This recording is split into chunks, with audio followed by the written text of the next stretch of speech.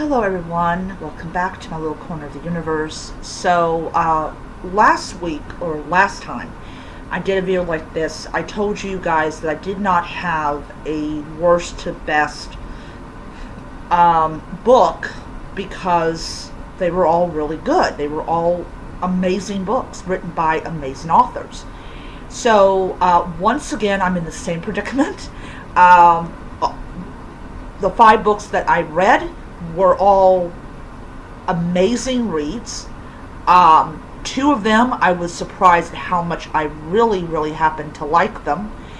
And it's kind of like, okay, is there a single book that's the worst? So I will say one thing though.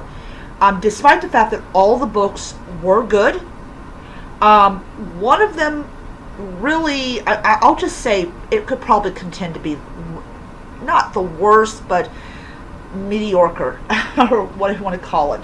And that, of course, would be R.L. Stine's Cheerleaders, The First Evil. I am going to say that most of the cheerleaders in this book are so fucking shallow. It is, like, oh, very shallow. But it was not a super bad book. I did give it 5 stars because I did in fact enjoy reading it. But as far as quality of the R.L. Stine wrote most of them shallow, and he succeeded. He succeeded. So yeah, so that's the only bad thing I will say about this book. But other than that, it was 5 stars because it was just a good read. But still, it may be a good read, it may be a good plot, good pace and all that stuff. Doesn't mean it was the super best. So the one that really was the best out of all of them was Cinder by Marissa Meyer. And I'm going to say this was actually my most favorite book among the 5.